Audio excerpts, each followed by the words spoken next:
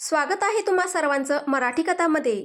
आजपासून मी नवीन कथा सुरू करत आहे, प्रेम आणि कॉन्ट्रॅक्ट मॅरेज। तर या पहिले ज्या कथा आल्या त्याला तुम्ही जसं भरभरून प्रेम दिलं तसंच या कथेलाही द्यावं ही नम्र विनंती। तर चला आपण कथा सुरू करूया। दिल्ली, सायंकाळी 4 वाजता एक तरुणी विमानतळाबाहेर आली। तिने दोन्ही हात हवेत पसरवत आनंदाने म्हटले, किती वर्षे झाली, आज मी खूप आनंदी आहे। इतक्या काळानंतर मी पुन्हा माझ्या घरी जात आहे। बाबा आणि आशिषला भेटणार आहे। मी त्यांना सरप्राईज देणार आहे। मला खात्री आहे की ते दोघेही खूप आनंदी होतील। मी खूप उत्सुक आहे। तुम्ही सर्व विचार करत असाल की ही मुलगी कोण आहे, तर मी सांगते, या मुलीचे नाव आहे संजना मिश्रा, जिला सगळेजण प्रेमाने संजू म्हणतात। वय 22 वर्षे, मोठे मोठे फिकट हिरवे डोळे, गोंडस गोल चेहरा, गुलाबी पातळ ओठ, मॉडेलसारखी आकर्षक ठेवण आणि चांगली उंची। 5 वर्षानंतर अमेरिकेतून आपले शिक्षण पूर्ण करून ती दिल्लीतील आपल्या घरी परत येत होती। आपल्या वडिलांना राजेश मिश्रा आणि आपल्या होणाऱ्या पतीला आशिष चोप्राला सरप्राईज देण्यासाठी ती नियोजित वेळेच्या आधीच परत आली होती। संजना अत्यंत चंचल, निरागस आणि प्रेमळ स्वभावाची होती। ती आणि आशिष लहानपणापासूनचे मित्र होते। आशिष तिच्यापेक्षा 3 वर्षांनी मोठा होता। त्यांचे नाते बालपणीच ठरले होते।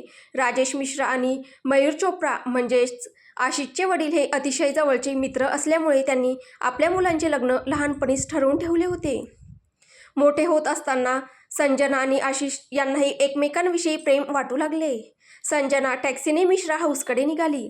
तिच्या चेहऱ्यावरचा आनंद स्पष्ट दिसत होता। घरी पोचल्यावर तिने मागच्या दरवाजाने घरात प्रवेश केला, जेणेकरून कोणी तिला पाहू नये। पण हॉलमध्ये तिने आपल्या काका, काकू आणि त्यांच्या मुलीला बोलताना पाहिले। त्यांच्या तोंडून काही गोष्टी ऐकताच ती स्तब्ध झाली। तिच्या डोळ्यातून अश्रू वाहू लागले।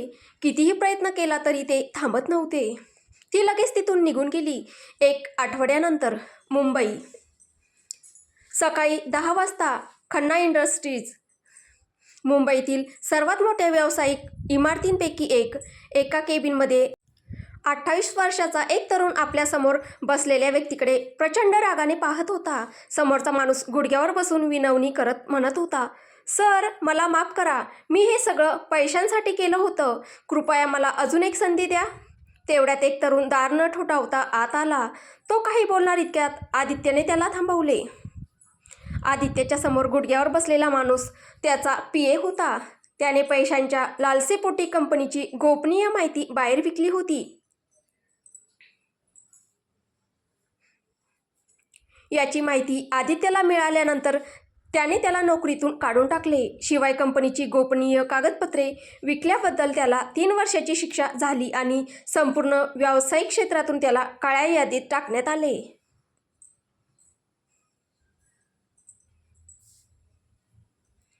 आता तो कोणत्याही कंपनीत काम करू शकत नव्हता। हा आहे आदित्य खन्ना, मुंबईचा बिझनेस किंग। मुंबईत जितके लोक त्याला घाबरतात तितकेच त्याची प्रतिष्ठाही करतात। अवघ्या 28व्या वर्षी त्याने व्यवसाय क्षेत्रात सर्वोच्च स्थान मिळवले होते। 6 फूट 2 इंच उंची, गोरा वर्ण, गडद काळे डोळे, कानामागे असलेला तीळ, मजबूत शरीरयष्टी आणि एखाद्या नायकासारखे व्यक्तिमत्व। मुंबईत बहुतांश लोक त्याला बिझनेस किंग म्हणूनच ओळखतात। त्याला राग पटकन येतो आणि अनावश्यक लोकांशी बोलणे त्याला आवडत नाही। भारताबाहेरही अनेक देशांमध्ये त्याचा व्यवसाय विस्तारलेला आहे आणि परदेशातही त्याला चांगली ओळख आहे। आदित्यच्या कुटुंबात फक्त 3च व्यक्ती होत्या, त्याची धाकटी बहीण अदिती खन्ना, त्याची आजी आनंदी खन्ना आणि त्याचा जिवलग मित्र रितेश गोयंका। या तिघांशिवाय त्याच्या आयुष्यात दुसरे कोणीही महत्त्वाचे नव्हते। थोड्याच वेळापूर्वी जो दार न ठोठावता आत आला होता तो रितेशच होता, कारण आदित्यच्या केबिनमध्ये अशी हिंमत फक्त तोच करू शकत होता। अदिती खन्ना, वय वर्षे 20, ती देखील अतिशय सुंदर होती। तिला एकदा पाहणारा पुन्हा तिच्याकडे न पाहता राहू शकत नव्हता। ती मुंबईतील नामांकित महाविद्यालयात शिक्षण घेत होती, मात्र महाविद्यालयात तिची खरी ओळख कोणालाही माहिती नव्हती। ती सर्वसामान्य मुलीप्रमाणेच वावरत होती। आदित्य आणि अदिती यांच्या आईवडिलांच्या निधनानंतर त्यांची आजी आनंदी खन्ना यांनीच त्यांचे संगोपन केले होते।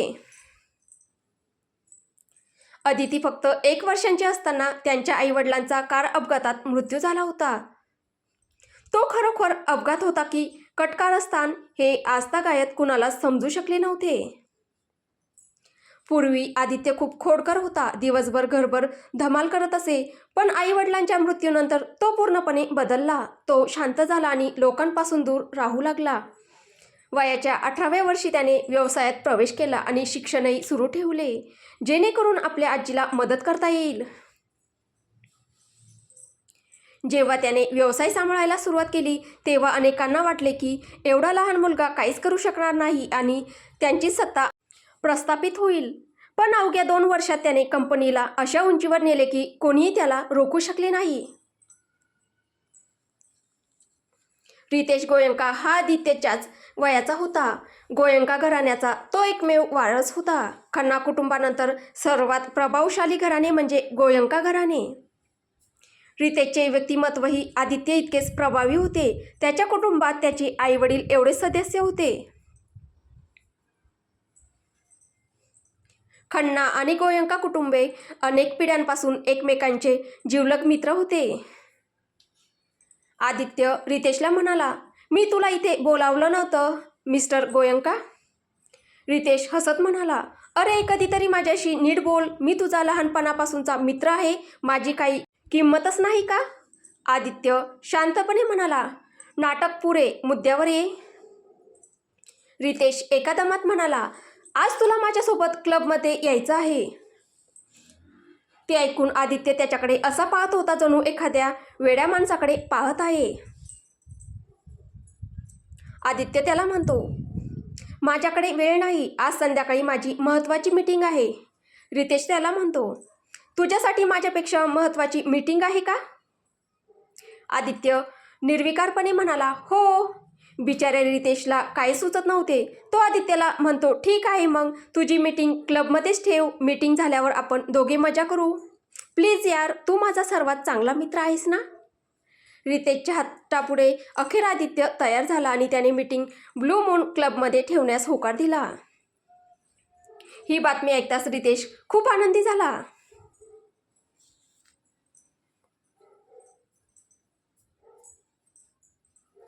त्याने लगेच आजीला फोन करून सांगितले, आजी काम झालं. तो क्लबमध्ये यायला तयार झाला. पण जर त्याला कळलं की तुम्ही त्याच्या लग्नासाठी एका मुलीला तिथे बोलावलं आहे आणि मी त्यात तुमची साथ देतोय तर तो मला जिवंत ठेवणार नाही. त्यावर आजी हसून म्हणाल्या, तू इतका घाबरतोस का? मला फक्त एवढंच वाटतं की त्याने भूतकाळ विसरून पुढे जावं. मी किती दिवस त्याच्यासोबत राहणार आहे? उद्या अदितीचं लग्न होईल, नंतर तुझंही होईल. मग तो एकटा इतकं मोठं आयुष्य कसं जगणार? मला फक्त एवढंच हवं आहे की त्याने एका चांगल्या मुलीशी लग्न करावं, म्हणजे मी निर्धास्त होईल.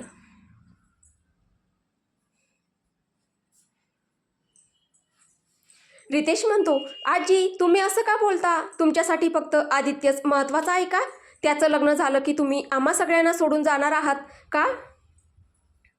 आजी प्रेमाने म्हणाल्या, अरे वेड्या, मी असं कधी म्हणाले? पण एक ना एक दिवस प्रत्येकाला जावं लागतं. रितेश काही बोलणार इतक्यात कोणीतरी येत असल्याचा बुटाचा आवाज आला. त्याने नंतर बोलू असं सांगून फोन ठेवला. आदित्य HR मॅनेजरला म्हणाला, उद्यापर्यंत माझ्यासाठी नवीन PA शोधा आणि यावेळी व्यवस्थित चौकशी करा. ठीक आहे सर. त्यानंतर मॅनेजर निघून गेला. आदित्य पुन्हा आपल्या कामात व्यस्त झाला तर रितेश मोबाईलवर गेम खेळू लागला. दुसरीकडे एका अपार्टमेंटमध्ये एक मुलगी दुसऱ्या मुलीला खूप वेळापासून उठवण्याचा प्रयत्न करत होती, पण ती काही केल्या उठत नव्हती. शेवटी वैतागून तिने तिच्या डोक्यावर पाण्याने भरलेला ग्लास रिकामा केला. ती मुलगी दचकून उठली आणि ओरडू लागली, पाणी पाणी. तेवढ्यात तिला कोणीतरी हसत असल्याचा आवाज आला. समोर पाहताच तिला समजलं की हा सगळा निशाचा कारनामा आहे. ती मुलगी म्हणते, निशा की बच्ची, तुला आज सोडणार नाही. मला झोपू का दिलं नाहीस? दोघी बराच वेळ एकमेकींसोबत मस्ती करत राहिल्या. शेवटी दमून त्या दोघी सोप्यावर बसल्या. निशा म्हणाली, तू अजून किती झोपणार आहेस? आज आपल्याला बाहेर जायचं आहे. होय, ही दुसरी मुलगी म्हणजे आपली संजनाच. त्या दिवशी दिल्लीहून ती थेट मुंबईत आपल्या मैत्रिणीकडे आली होती. निशा वर्मा ही संजनाची बालमैत्रीण. दोघींचं वय सारखंच, खांद्यापर्यंत केस, काळे डोळे आणि गोरा चेहरा. लहानपणीच तिच्या आई वडिलांचे निधन झाले होते. त्यानंतर ती आपल्या काका काकूंसोबत राहत होती. वयाच्या 18व्या वर्षी तिने त्यांचे घर सोडले, नोकरी करत शिक्षण पूर्ण केले आणि नंतर मुंबईत आली.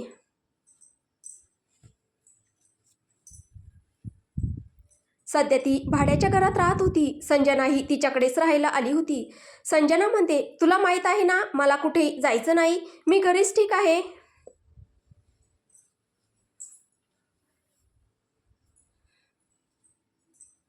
निशा तिला म्हणते, मग काय आयुष्यभर घरातच बसून राहणार आहेस का? संजना काही बोलणार इतक्यात तिच्या डोळ्यांसमोर त्या दिवसाच्या आठवणी तरळून गेल्या. फ्लॅशबॅक. त्या दिवशी ती मागच्या दरवाजाने घरात आली होती. हॉलमध्ये तिने आपल्या काकू आणि त्यांच्या मुलीला पाहिलं. ती त्यांच्याशी बोलायला जाणार होती, पण तेवढ्यात तिच्या कानावर काही शब्द पडले आणि ती जागच्या जागी थिजली.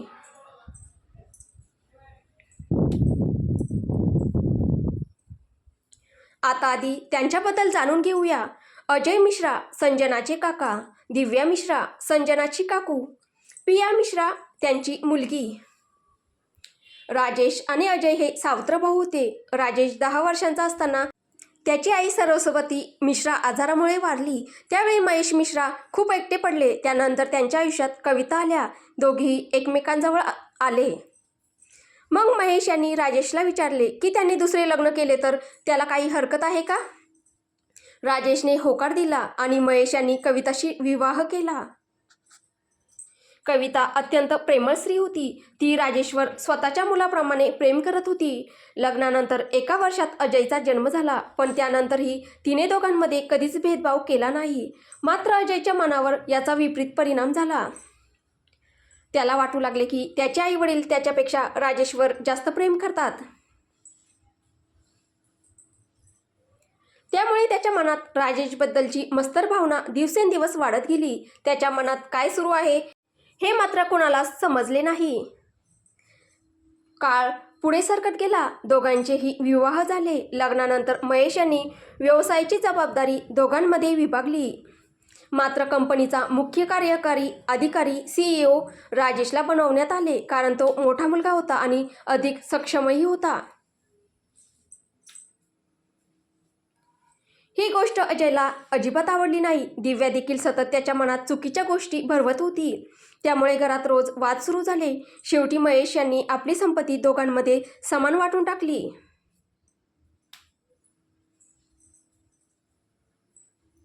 अजय पत्नीसह घर सोडून गेला, मात्र त्याचा व्यवसाय यशस्वी झाला नाही. दुसरीकडे राजेश मात्र वेगाने प्रगती करत होता. काही काळानंतर महेश आणि कल्पना यांचे निधन झाले. त्यावेळी अजयची कंपनी अक्षरशः रोडवर आली होती. आपल्या भावाची अशी अवस्था पाहून राजेशला वाईट वाटले, म्हणून त्याने त्यांना पुन्हा घरी आणले आणि मिश्रा इंडस्ट्रीजमध्ये चांगल्या पदावर नियुक्तही केले. पण हाच त्यांच्या आयुष्यातील सर्वात मोठा निर्णय ठरला, कारण याच निर्णयामुळे ते मृत्यूच्या दारात पोहोचले आणि त्यांची मुलगी बेघर झाली. आता आपण बघूया की त्या तिघांमध्ये काय बोलणं चालू होतं. अजय म्हणते, मला वाटलं होतं की राजेशने आपली सगळी मालमत्ता आपल्या मुलीच्या नावावर केली असेल, पण नाही, त्याने तर आपली संपूर्ण मालमत्ता आपल्या मुलीच्या पहिल्या अपत्याच्या नावावर केली आहे. दिव्या त्याला म्हणते, तुम्ही एवढी काळजी का करत आहात? अजूनही संजूला हे कळलेलं नाही की तिचे वडील आता या जगात नाहीत. त्यामुळे तिच्या भारतात परत येण्यासाठी अजून वेळ आहे. तोपर्यंत आपण सगळं व्यवस्थित करून घेऊ. पिया म्हणते, मॉम डॅड, तुम्ही कशाची चिंता करत आहात? यावेळी आशिषही आपल्या बाजूने आहे. मी त्याला पूर्णपणे विश्वास बसवला आहे की संजू त्याची फसवणूक करत आहे. तिचं दुसऱ्या कुणासोबत अनैतिक संबंध आहे. तुला माहिती आहे ना मॉम, ते फोटो पाहून आशिष किती खचला होता आणि त्यावेळी त्याला आधार देणारी मीच होते. म्हणूनच त्याचा माझ्यावर खूप विश्वास आहे. आणि एवढंच नाही, त्या रात्री तो मद्यपान करत असताना मी त्याच्या पेयात अंमली औषधाची गोळी मिसळली होती. त्यामुळे आमच्यात शारीरिक संबंध आले. सकाळी त्याला काहीच आठवत नव्हतं, त्यामुळे मी जे काही सांगितलं ते त्याने खरं म्हणलं. तुम्हाला आशिष माहीतच आहे, त्याला वाटतं की त्याच्याकडून माझ्याबाबत खूप मोठी चूक झाली आहे, त्यामुळे तो माझी जबाबदारी घ्यायलाही तयार आहे. त्याने मला वचन दिलं आहे की संजू परत आल्यावर तो तिच्याशी असलेलं नातं तोडेल आणि माझ्याशी लग्न करेल.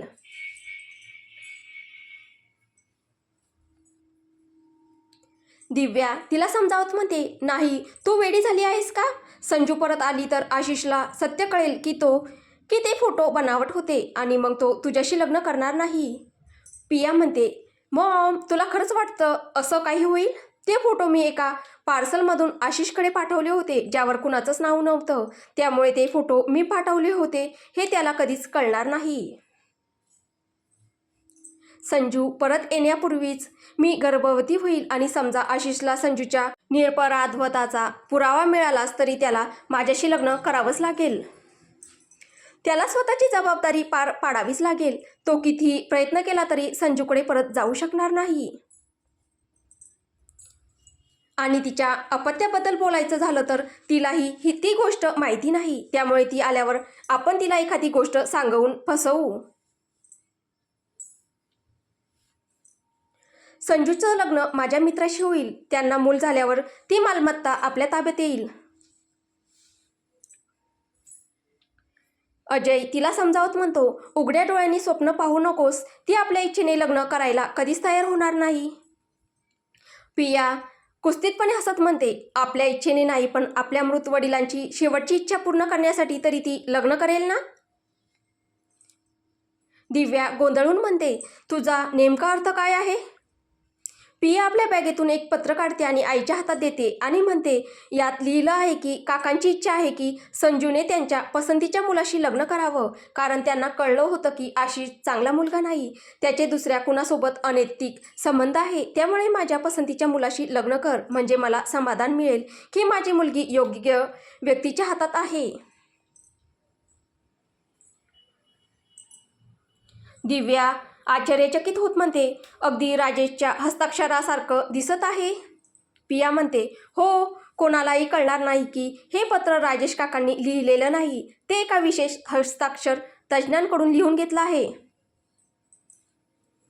अजय तिला म्हणतो, तो मुलगा कोण आहे आणि लग्नानंतर तोच बदलला तर? किंवा संजूने हे पत्र वाचूनही लग्नाला नकार दिला तर? पिया त्यांना म्हणते, तुम्हाला काय वाटतं, तिचं लग्न तिच्या इच्छेने हो किंवा जबरदस्तीने होणार तर नक्कीच. मी तिच्यापेक्षा वयाने मोठी आहे, तरी तिने बोट दाखवलं की प्रत्येक गोष्ट तिलाच मिळाली. मला लहानपणापासून आशिष आवडायचा, पण त्याने कधी माझ्याकडे नीट पाहिलंसुद्धा नाही. माझ्या आवडीची प्रत्येक गोष्ट तिच्याकडे होती. मी सुद्धा मिश्रा कुटुंबाचीच मुलगी होती ना, पण शाळेतही सगळे तिच्या भोवती वेड्यासारखे फिरायचे, जणू तिच्याशिवाय या जगात दुसरं कोणीच नव्हतं. या जगात मला जर कुणाचा सर्वात जास्त तिरस्कार असेल तर तो फक्त एका व्यक्तीचा आहे आणि ती म्हणजे संजू. फ्लॅशबॅक समाप्त. निशा बराच वेळ संजनाला हाक मारत होती, पण संजना कुठल्या विचारांच्या जगात हरवली होती कोण जाणे. निशाने तिला हलवून जागं केलं तेव्हा ती आपल्या भूतकाळाच्या आठवणीतून बाहेर आली. आज तिला आणि निशाला क्लबमध्ये जायचं होतं. दोघीही त्यासाठी तयार व्हायला निघून गेल्या. थोड्याच वेळात संजना आणि निशा क्लबमध्ये पोहोचल्या. दोघीही अतिशय सुंदर दिसत होत्या. उपस्थित प्रत्येकाची नजर त्यांच्यावरच खिळली होती. आदित्य आणि रितेश सुद्धा त्याच क्लबमध्ये होते. रितेश बाहेर मित्रांसोबत एन्जॉय करत होता, तर आदित्य एका व्यावसायिक मीटिंगमध्ये व्यस्त होता. संजू बराच वेळ ड्रिंक करत होती आणि सोबत निशालाही पाजत होती. दोघींनी आयुष्यात पहिल्यांदाच दारू प्यायली होती, त्यामुळे त्यांना लवकरच नशा चढली. निशाला संजूला डान्स करण्यासाठी घेऊन जायचं होतं, पण संजू अजूनही ड्रिंक करतच होती. निशा पुढे जाऊन इतरांसोबत नाचू लागली. रितेशही तिथेच डान्स करत होता. नाचता नाचता दोघेही एकमेकांच्या खूप जवळ आले. दोघेही नशेत होते आणि एकमेकांच्या डोळ्यात हरवले होते. आजूबाजूला काय चाललं आहे याचं त्यांना भानच राहिलं नव्हतं. रितेशचे हात निशाच्या कमरेवर होते आणि तो तिच्या सहवासाचा अनुभव घेत होता. दरम्यान संजूला वॉशरूमला जायचं होतं. तिने एका वेटरला वॉशरूम कुठे आहे विचारलं. खालील वॉशरूममध्ये पाण्याची समस्या असल्याने त्याने तिला वरच्या मजल्यावर जाण्यास सांगितलं. मात्र संजू डावीकडे जाण्याऐवजी उजवीकडे वळली. तिथे आदित्यची मीटिंग सुरू होती. पण मीटिंग संपल्यामुळे सगळे बाहेर गेले होते आणि आदित्य फ्रेश होण्यासाठी गेला होता.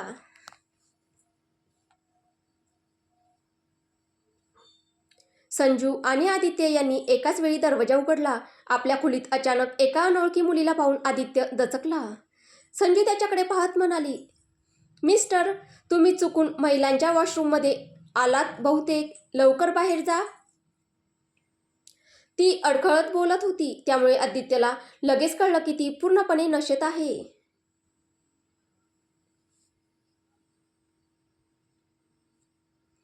क्षणभर तो तिच्या सौंदर्यात हरवून गेला. नशेमुळे मिटणारे डोळे, लाल झालेले गाल, ती अत्यंत निरागस आणि गोड दिसत होती.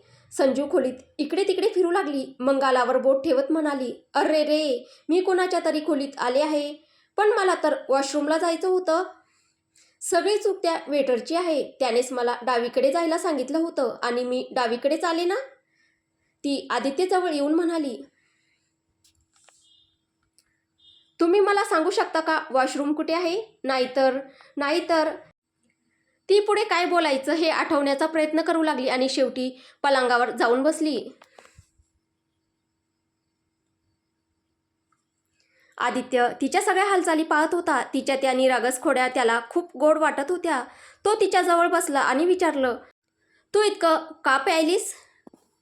संजूने 5 बोटं पुढे करून उत्तर दिलं, मी तर फक्त 3च ग्लास प्यायले. मग ती अचानक गंभीर झाली. माहितीये, मी खूप दुःखी आहे. माझे बाबा मला सोडून गेले आणि कुणीतरी माझं सगळं हिरावून घेतलं. म्हणून मला माझं घर सोडून इथे यावं लागलं. हे बोलताना तिच्या डोळ्यातून अश्रू वाहू लागले.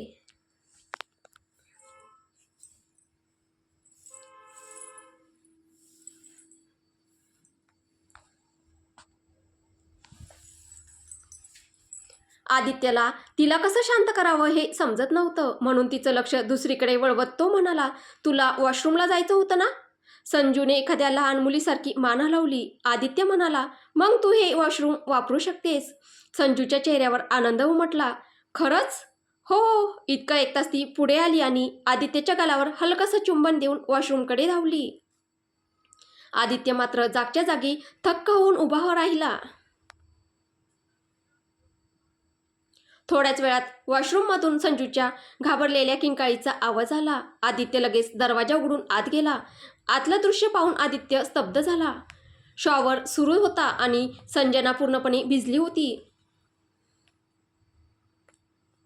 ती शॉवर बंद करण्याचा प्रयत्न करत होती, पण तो काही केल्या बंद होत नव्हता. आदित्य पुढे होऊन शॉवर बंद करण्याचा प्रयत्न करू लागला. मात्र जमिनीवर साचलेल्या पाण्यामुळे त्याचा तोल गेला आणि तो घसरला. त्यामुळे तो संजनाच्या अगदी जवळ आला. दोघेही एकमेकांच्या डोळ्यात पाहत होते. आदित्यही आता पूर्णपणे भिजला होता. संजना पुढे सरसावली. तिने आदित्यला पकडून स्वतःकडे ओढलं आणि त्याच्या ओठांवर आपले ओठ टेकवले. क्षणभर आदित्य थक्क झाला. मात्र संजना त्याला अतिशय उत्कटतेने चुंबन देत होती. त्यामुळे तोही स्वतःवर नियंत्रण ठेवू शकला नाही आणि तिच्या चुंबनाला प्रतिसाद देऊ लागला.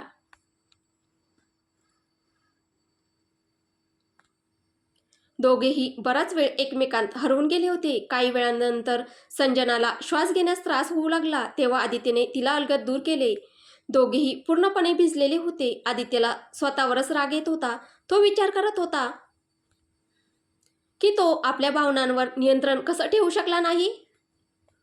त्याला माहीत होतं की ही मुलगी नशेत आहे, पण तो स्वतः तर पूर्ण शुद्धीत होता ना.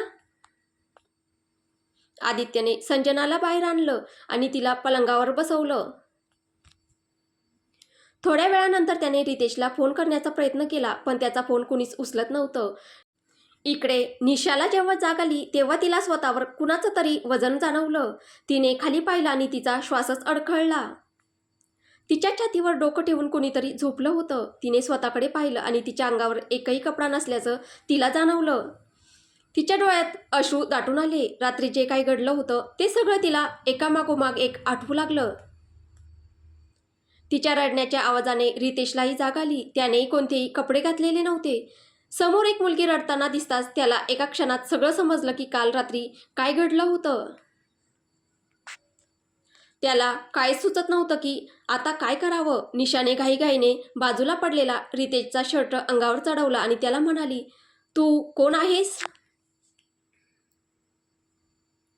ती पुढे काही बोलणार इतक्यात रितेश बोलू लागला, मला माफ कर, मी मुद्दाम काहीच केलं नाही. काल मी खूप जास्त मद्यपान केलं होतं, त्यामुळे हे सगळं घडलं. तुला हवं असेल तर या सगळ्याची पूर्ण जबाबदारी घ्यायलाही मी तयार आहे. मी आजपर्यंत कोणत्याही मुलीला हात सुद्धा लावला नव्हता. मी खरं सांगतोय. काल हे सगळं कसं घडलं मला स्वतःलाच कळत नाही. निशा बराच वेळ फक्त रितेशकडे पाहत होती. त्याची ही गोष्ट तिला आवडली की तो स्वतःची जबाबदारी स्वीकारायला तयार होता. कारण रात्री जे काही घडलं होतं त्यात दोघांची चूक होती. दोघेही नशेत होते. निशा रडत म्हणाली, तुझी काहीच चूक नाही. काल मी आयुष्यात पहिल्यांदाच मद्यपान केलं होतं, त्यामुळे मी स्वतःवर नियंत्रण ठेवू शकले नाही आणि हे सगळं घडलं. रितेश म्हणतो, काल मीही खूप जास्त प्यायलो होतो, त्यामुळे कृपया मला माफ कर. मला माहीत आहे मी तुझ्यासाठी अत्यंत महत्त्वाची असलेली गोष्ट हिरावून घेतली आहे. कोणत्याही मुलीसाठी तो क्षण आनंदाचा असतो जेव्हा ती स्वतःला अशा व्यक्तीला समर्पित करते ज्याच्यावर ती स्वतःपेक्षाही अधिक प्रेम करते. पण आपण दोघे तर एकमेकांना ओळखतही नाही.